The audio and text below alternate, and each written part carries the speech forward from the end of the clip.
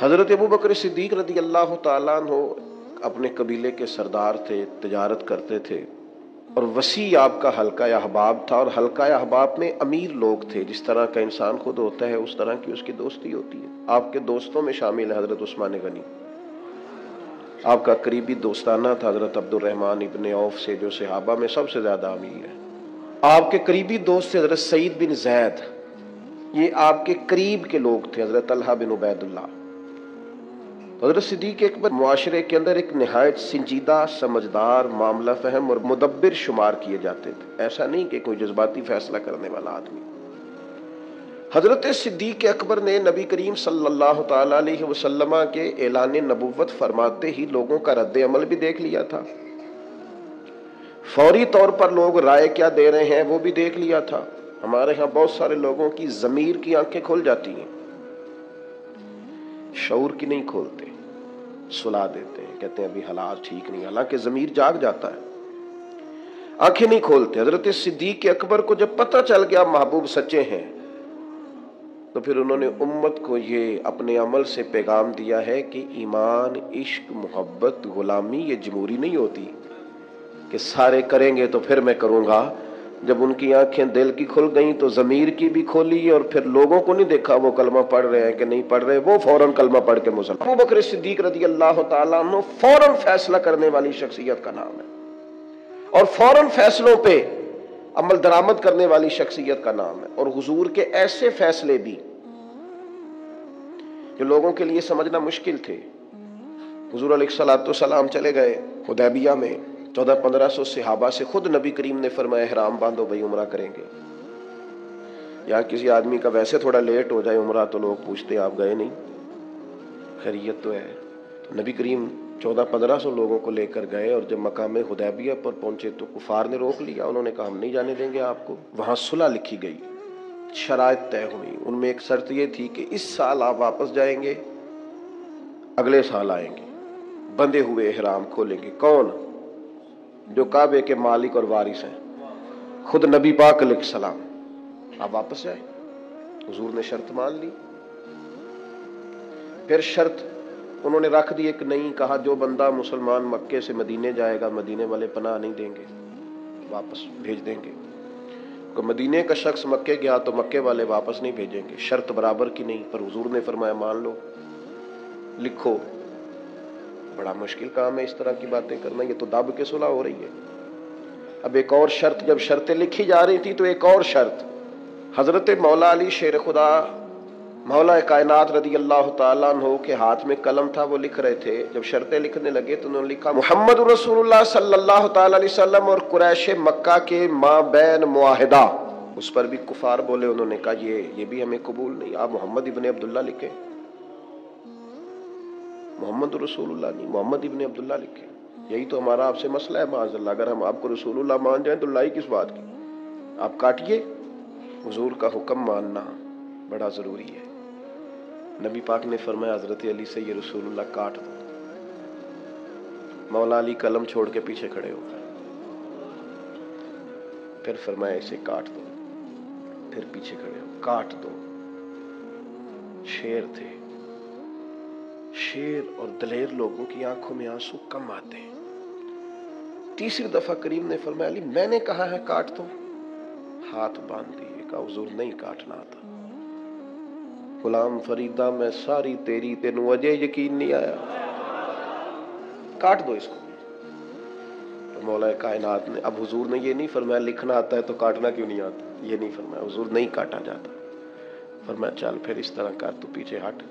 اللہ کے محبوب نے خود وہاں سے رسول اللہ کاٹ کے محمد ابن، اتنی سخت شرطیں، اتنی سخت شرطیں۔ اور پھر حضور نے ابھی شرط طے ہی کی تھی کہ جو مکہ مکرمہ سے آئے گا ہم اسے پناہ نہیں دیں گے، ابھی شرط طے ہوئی تھی، لکھی نہیں تھی کہ حضرت ابو جندل آ گئے، پیروں میں زنجیریں، ہاتھ بندھے ہوئے، رو کے عرض کی حضور مجھے نہ چھوڑ کے جائیے گا، بڑا مارتے ہیں، تکلیف دیتے ہیں۔ ابھی بات ہو ہی رہی تھی کہ پھر قریش میں سے لوگ بولے کہ آپ نے وعدہ کیا نہیں لے کے جائیں گے، اسی عالم میں حضور نے واپس بھیجا۔ اتنی کڑی شرطیں، جب یہ معاہدہ طے ہو گیا، احرام کھولنے ہیں، بڑا مشکل کام ہے، 1 سال تک انتظار کرنا ہے، واپس جائیں گے، یہودی رہتے ہیں، منافق رہتے ہیں مدینے میں، باتیں کریں گے، ساری باتیں پیش نظر تھیں۔ حضرت عمر جذبہ جہاد سے سرشار، صحیح بخاری میں موجود ہے، نبی کریم کے حضور حاضر ہوئے، عرض کی حضور آپ بھی سچے، قرآن بھی سچا، اسلام بھی سچا، ہم دب کے صلح کیوں کر رہے ہیں؟ آپ ہمیں اجازت دیں، نمٹ لیتے ہیں ان سے۔ نبی پاک علیہ الصلوۃ والسلام نے کیا فرمایا؟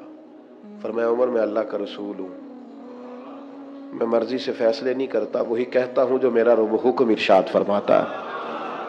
حضرت عمر عرض کرنے لگے یا رسول اللہ آپ نے فرمایا نہیں تھا کہ عمرہ کریں گے، احرام باندھو؟ تو حضور فرمانے لگے کہا تھا عمرہ کریں گے، یہ تھوڑی کہا تھا اسی سال ہی کریں گے نا عمرہ، ہوگا عمرہ۔ حضرت فاروق اعظم کہتے ہیں میں حضور کی بارگاہ سے نکل آیا، لیکن وہ کافروں نے نبی پاک کو ان سخت شرائط میں منایا تھا، تو مجھے جذبہ جہاد، ولولہ، دبدبا اور مزاج کے اندر وہ جو بار بار میرے چیز پیدا ہو رہی تھی کہ ہم 313 تھے تو ان کے چھکے چھڑا دیے، اب تو ہم ہزاروں میں ہیں، کریم حکم تو کریں۔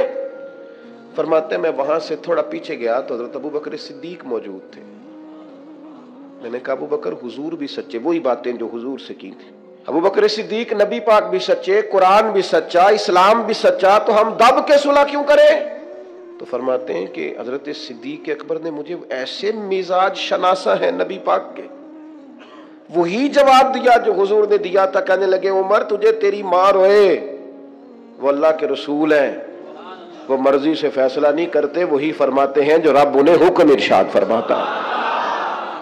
وہی بات حضرت صدیق نے کر دی تو ارشاد فرمانے لگے، میں نے فوراً پھر وہی جملہ دہرایا جو حضور کے سامنے، میں نے کہا ابو بکر کریم نے فرمایا نہیں تھا عمرہ کریں گے، احرام باندھو؟ تو حضرت صدیق اکبر کہنے لگے کہا تھا محبوب نے، فرمایا تھا، پر یہ تو نہیں نہ فرمایا تھا کہ اسی سال ہی کریں گے۔ حضرت سیدنا عمر فاروق فرماتے ہیں میں پیچھے، بخاری میں موجود ہے، فرماتے ہیں میں پیچھے ہٹ گیا، تھوڑی دیر کے بعد جب میرا مزاج نارمل ہوا تو یہ ٹھنڈی ہوئی تو باقی تو باتیں میں نے سوچی تھی، میں سوچنے لگا ابو بکر صدیق کا ایمان کتنا طاقتور ہے، کتنا مضبوط ہے، کتنے شناس۔ ایک ہوتا ہے حکم، ایک ہوتی ہے مرضی۔ کچھ لوگ کہتے ہیں جی وہ میں نے پوچھا تھا، حضرت صاحب نے مجھے کہا تھا آپ جائیں، یہ حکم ہے بھائی، مرضی بھی تو پوچھ، مرضی کیا ہے؟ یہ جو کہ ہمارا دور دلیل کا ہے، دلیل دے دوں، ایک حکم ہوتا ہے ایک رضا ہوتی ہے، ان میں فرق ہے۔ حضور نے فرمایا طلاق دینا جائز ہے، رضا نہیں اللہ کی، پسند نہیں اللہ کو، جائز ہے پر پسند، یہ فرق ہوتا ہے۔ ایک چیز یہ ہے کہ اس کی اجازت ہے، ایک یہ ہے کہ وہ پسند، ان میں فرق ہے۔ حضرت ابو بکر صدیق رضی اللہ تعالیٰ عنہ کا کمال یہ ہے کہ وہ نبی پاک کی رضا کو جان گئے تھے، انہیں حضور نے فرمایا نہیں تھا کہ بلال کو خرید کے لائیں، فرمایا نہیں، نبی پاک حکمن نہیں کہا، لیکن حضور سیدنا بلال کے لیے پریشان تھے تو جناب صدیق بات سمجھ گئے اور جا کے کہا بلال خریدنے آیا ہوں، تو اس نے اپنے حساب سے بڑے مہنگے پیسے بتائے، تو آپ فرمانے لگے تو انہیں اپنی اوقات کے برابر ہی بات کی ہے، میں تو بہت کچھ لے کے آیا تھا۔ اس نے کہا تاجر آدمی ہو، تاجر بندے تو اس طرح کے کام نہیں کرتے، فرمایا تم ہمیں سمجھے نہیں نا ابھی تک۔ یہ جو مرضی کو سمجھ لینا ہے نا، رضا کو، میں آپ سے عرض کروں، میں دینی لوگوں سے بھی مجھے شکوہ رہتا ہے، دینی لوگ بھی کئی دفعہ 2 قدم پیچھے ہٹتے ہیں، اپنے کام کا مزہ نہیں لیتے، دفاعی محاذ پہ کھڑے ہو جاتے ہیں، نہیں جی نہیں وہ تو بات آپ کی ٹھیک ہے، پر وہ میں نے، میرا مطلب یہ ہے ان کا، بھئی آپ کچی باتیں کیوں کرتے ہیں؟ کس بات کا ڈر ہے؟ اگر آپ رسول پاک کی غلامی کا دعویٰ کرتے ہیں تو وہ سرے حشر بھی کریں گے۔ 2 قدم پیچھے ہٹنے کا کیا معنی؟ آپ فلاں جگہ، جی ہاں میرا بھی فلاں جگہ نسبت کا رشتہ، یہ کیا بات ہوئی؟ کچی باتیں کرتا ہے تو؟ اگر تیرا کسی جگہ نسبت کا رشتہ ہے تو کہہ میں غلام ہوں فلاں کا، اعلان کر، یہ کیا بات ہوئی؟ کمزور باتیں کرنا، اپنے کام کا لطف ہی نہ لینا اور پلپلا پڑ جانا، کمزور باتیں کرنا۔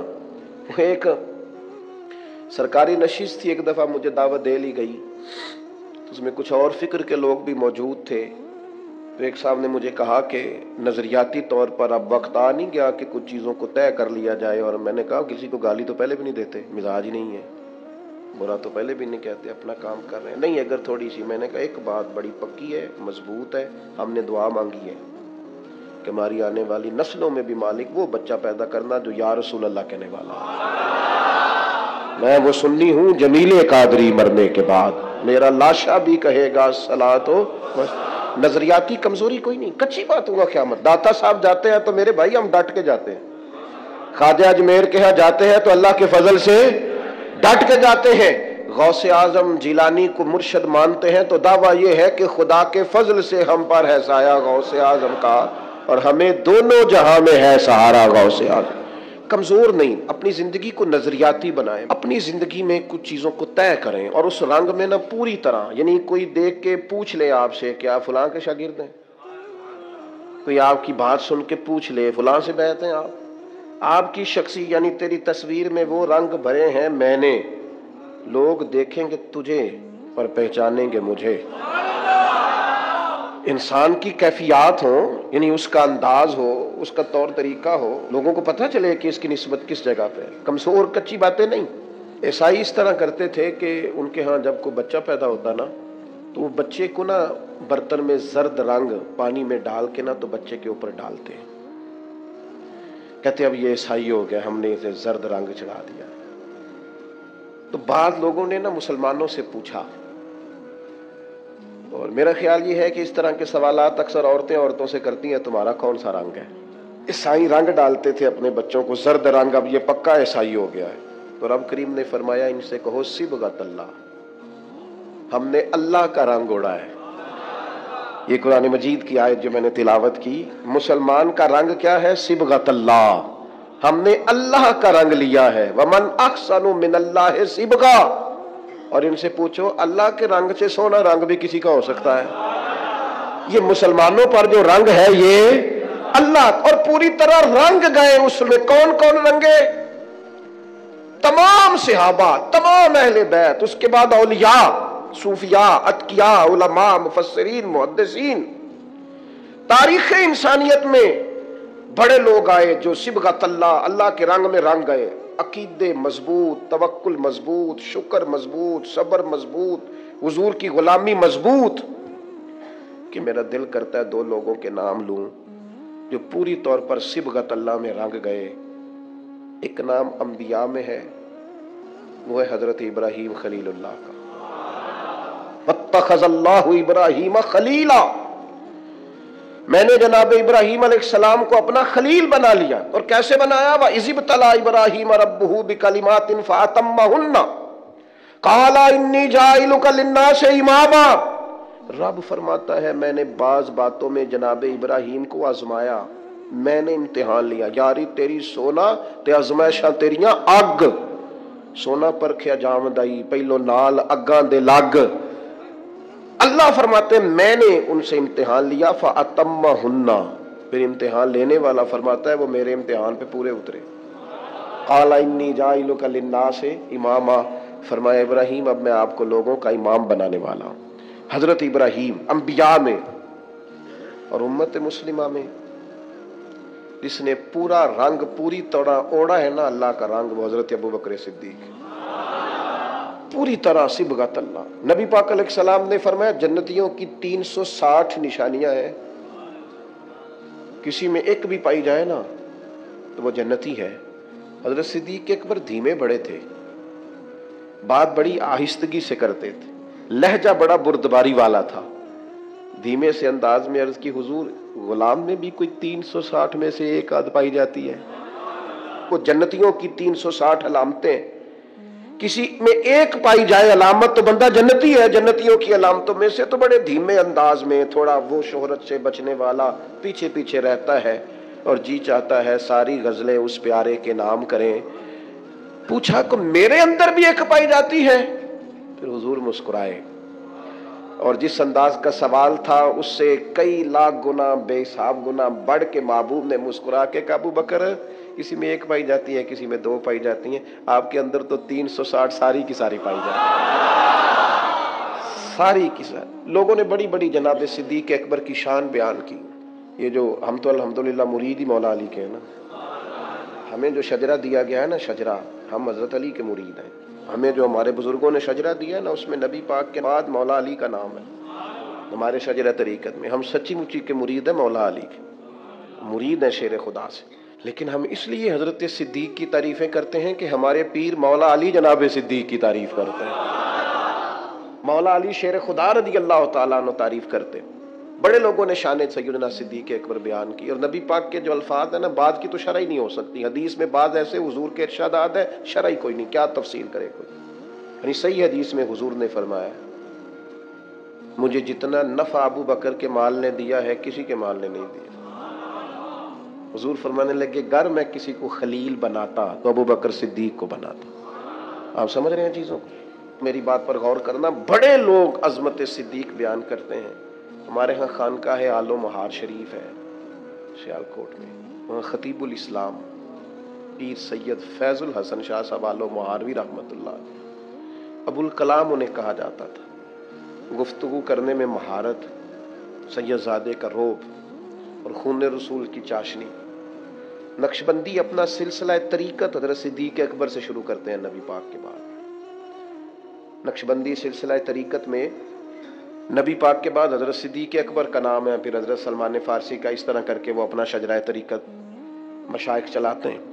हजरत पीर फैजुल हसन शाह साहब रहमतुल्लाह अलैह चूंकि चूरा शरीफ से वाबस्ता थे, नक्शबंदी सिलसिले में मुरीद थे, बात करते थे तो वो जिनसे मैंने सुनी उन्होंने भी बड़े वालेहाना अंदाज में सुनाई। कहने लगे, बात करते थे जान निकाल लेते थे। कहते थे, लोगों सुनो, मैं सैयद हूं, मेरी आंख देखो, सच्चा सैयद हूं। फरमाते थे, मेरी तरफ देखो, मैंने कुछ 4 किताबें पढ़ी हैं, पढ़ा लिखा सैयद हूं।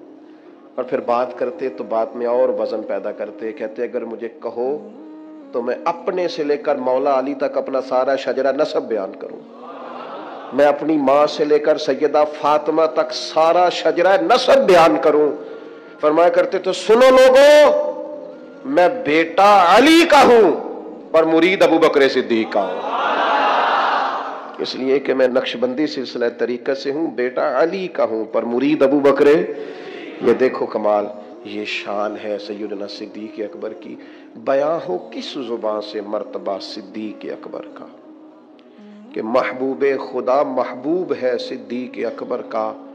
लुटाया राह हक में घर कई बार इस मोहब्बत से, कि लुट लुट कर हसन घर बन गया सिद्दीक अकबर का। नबी करीम ने फरमाया, मस्जिद नबवी में जिस जिसका भी दरवाजा खुलता है ना, सारे दरवाजे बंद कर दो। सही बुखारी है, सब बंद कर दो दरवाजे। अबू बकर सिद्दीक का दरवाजा ना बंद करना। आज भी किसी भी जमाने में मस्जिद नबवी के सब दरवाजे बंद किए जा सकते हैं, लेकिन जिसके बाहर लिखा है ना बाबे अबी बकर सिद्दीक, वो दरवाजा कभी बंद नहीं होता, क्योंकि उस दरवाजे को मदीने वाले महबूब ने खुलवाया है। वो हमेशा चमकता। लोग शरारतें करते हैं, और इंसानी तबीयत होती है कि शरारत की तरफ जल्दी माइल होती है। कोई अपना कद ऊंचा करने के लिए बाज़-औक़ात किसी बड़े आदमी के खिलाफ बात करता है तो लोग उसे भी गौर से सुनते हैं। ये भी एक तरीका होता है शोहरत हासिल करने का। ये जब भी आपको कुछ शख्स नजर आए ना, सहाबा में से, अहले बैत में से किसी के बारे में कच्ची बात करता, तो समझो बेचारा कमजोर है। ये बेचारा ना किसी नफसियाती उलझन का शिकार है। अपना कद ऊंचा करने के लिए किसी बड़े के बारे में बात करना है, इस तरह कद ऊंचे नहीं होते। कभी ऐसे लोग, बहुत सारे लोग ऐसे हैं जिनकी कोई हैसियत ही नहीं बेचारों की। मैं उनसे कहता हूँ, हमें ना अपनी औकात में रहना चाहिए। औकात से ऊंची बात, हमारे दादा शेख थे हजरत मौलाना मुस्तफ़ा रज़ा खान साहब रहमतुल्लाह, उनसे किसी ने हुजूर की 4 बेटियों के नाम पूछे तो हजरत उठ के अंदर चले गए। तो उसने इतराज किया, देखो किताब देखने चले गए, इतने बड़े मुफ्ती हैं और बेटियों के नाम याद। हजरत वापस आए तो दाढ़ी से पानी के कतरे गिर रहे थे। फरमाने लगे, वुजू करने गया था, मैंने हुजूर की बेटियों के नाम कभी बगैर वुजू जुबान से अदा नहीं की। अपना कद देखें और उस कद में रहें। अपने कद से ऊंची कभी कोई बात ना करें, कभी कमजोर ना पड़े। और मैं आपको एक बतौर नसीहत बात करता हूँ अपने संगियों को, जहां दीनी लोगों पर बहस हो रही हो ना, किसी जगह भी, کوئی کسی صحابی کے بارے میں اہل کسی قسم کی کوئی بحث کوئی بندہ بھی چھیڑے اپنے کان پوری طرح بند کر لیں، اور ایسے کسی آدمی کی کسی شرارت کا شکار قطعاً نہیں ہونا۔ یہ بڑا خوفناک منظر ہے۔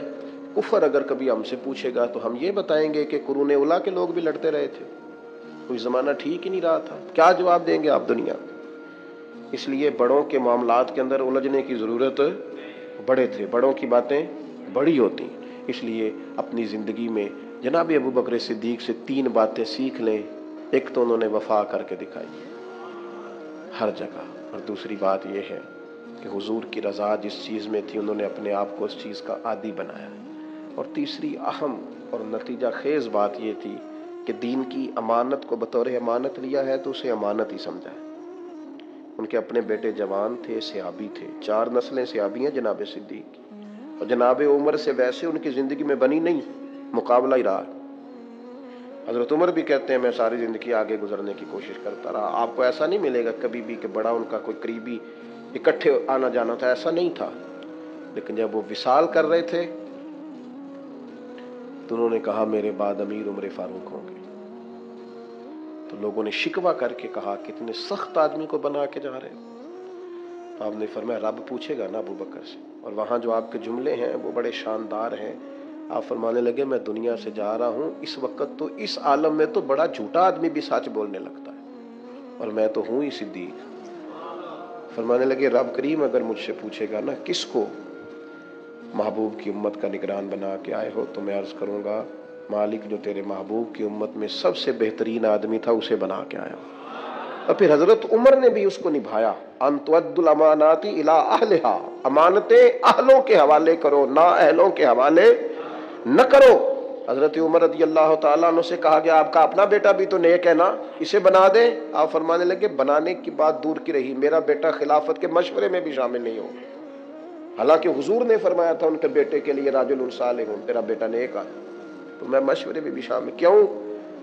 فرمایا اس نے تو ایام طہر میں اپنی بیوی کو طلاق دے دی تھی، جسے بیوی کو طلاق دینے کا طریقہ نہیں آتا اسے مسلمانوں کا نگران بنا دو، یہ کیسے ہو سکتا ہے؟ یہ دیانتدار لوگ تھے۔ اپنی زندگی میں ان چیزوں کو غور سے دیکھیں، اور جو بات شروع کی تھی پھر اسی پر آتا ہوں، اپنے کام کا لطف لیں، اپنے کام کا مزہ لیں، اس کا سرور حاصل کریں، اس کا ذائقہ۔ میں کراچی میں تھا، ایک ادارے کا دستار فضیلت کا جلسہ تھا، تو مجھے مفتی صاحب میرے کان میں کہنے لگے کہ بچے پڑھائی پر توجہ نہیں کرتے۔ میں نے ان سے کہا جو توجہ نہیں کرتا اس کی پڑھائی چھڑوا دیں، اسے کہیں جس طرف تیری توجہ ہے تو وہ والا کام کر لے، جن کو جبرن پڑھاؤ گے وہ کل کو تبلیغ کیا کریں گے؟